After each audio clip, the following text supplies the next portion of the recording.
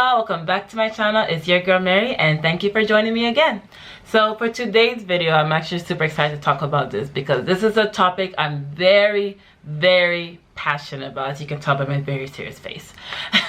And the topic is why your comfort zone is killing you. The reason why I'm so passionate about this is because I regularly talk to various people who have, goals and ambitions, and the common issue that I see that comes up is that there's no change, there's no action being taken. And then I always think like, well, okay, for you guys, for example, do you feel that there's no excitement in your life, that there's no change in your life, every day is kind of the same thing over and over again, or you're kind of stuck in a pattern? It's not necessarily that your life is boring, but it's always kind of the same thing over, and you want more. You want more, you deserve more, but nothing's really happening or nothing's really coming. Then I know some of you may tell me, but Mary, this is real life. I got bills to take care of, I got responsibilities, there's nothing much I can do. And my reaction is that what's the worst that can happen if you take a small risk right now? What's the worst that can happen if you get out of your comfort zone, even just by 1, 2, 3 small steps? What? Maybe you lose a little money, or maybe you spend your time on something on it and it doesn't really work out, but is that really worse than staying exactly where you are? Fine. I know another big one for why people don't get out of the comfort zone for whatever it is that, but what would people think? What will they say? What would they, talk about me behind my back? And my reaction to that is, are those people responsible for making you happy? Are those people going to make you happy? Do those people really care about your happiness? If the answer is no, then F those people. Okay, maybe I should say that.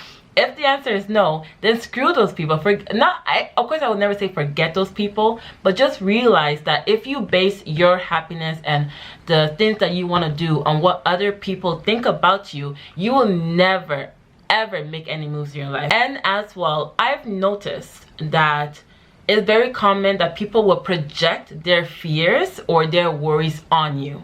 So, okay, you say you want to start a YouTube channel, and then some people are like, oh, but what would they say? Oh, but you're not really good at talking. Oh, but you'll never be successful. So what's the point of even trying? And maybe that's from good intentions, but likely that's from bad intentions. And the reason why they project their fear on you is because they don't have the courage to try that themselves. One good example is my mom, and she's an example of projecting her fear, but from good intentions. When I first wanted to come to Japan, she was so against it. I think I mentioned it in some of my other videos, but she was so against it. She was so scared for me. She thought like, there'll be earthquakes and tsunamis, and how will I survive here by myself? And now she's super proud of me.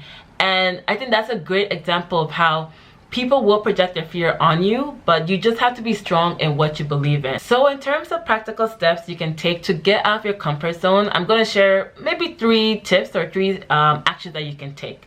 So the first action I would say is to write down what are your big lofty goals, what are your big dreams, what do you want to achieve, what do you really want to do? And this could be anything from you want to backpack around Europe, or you want to start a podcast, because everybody's starting a podcast these days. I've noticed, or you want to start your own business, or you want to become fluent in Japanese. Okay, so we have those goals, we know what it is, we've written it down. Step number 2 would be to, under those goals, write more smaller actionable goals. So let's take the example of starting a podcast. So you know that you have a desire to start a podcast, but now you have to ask yourself, what genre do you want to do? What topics are you interested in? Are you interested in history? Are you interested in giving life advice? Are you interested in music, sports, shoes, fashion? What genre do you want to do? And then after that, what type of setting or what type of style do you want to do it? Is it going to be you just dialoguing, like talking straight the whole time? Are you going to have guests be there, so it's not only you, but you're talking with somebody else as well? Are you going to be having different segments where maybe you introduce something new, or you talk about yourself first and then you introduce something new? think about the setting, have a more detailed idea of what type of style you want to do it. It does not have to be minute details. You don't have to go into like super ingrained, like, okay, this is how it's exactly going to be.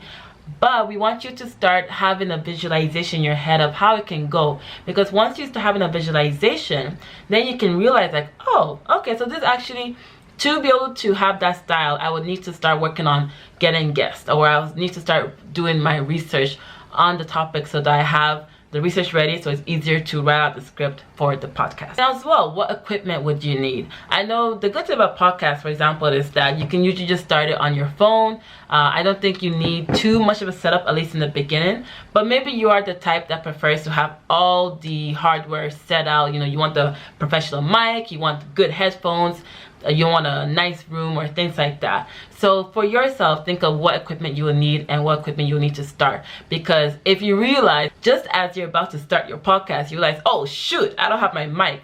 Okay, now you have to buy a mic and get it shipped and things like that. But if already you have it planned out what you need, it's so much easier to start. Finally, number 3, in terms of what action you can take to get out of your comfort zone and start actually doing something about your goals and your desires, is to put yourself on a timeline.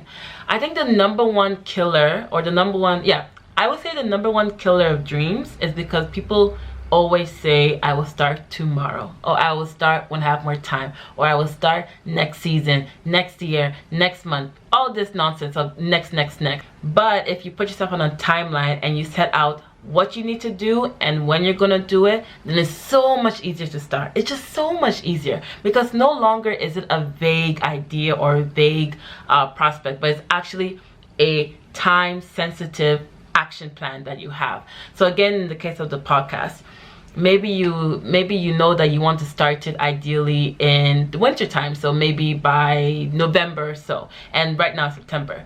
So you know, okay, I need to do my research. You can have 2 weeks of research. 2 weeks, the first 2 weeks of September, dedicate to just getting research done, writing out what type of topics you're interested in, things like that. The next 2 weeks after that, okay, what equipment will I need? Getting that written down, getting the equipment you need shipped to you, bought, everything like that. Finally, okay, what style do I want to do it in?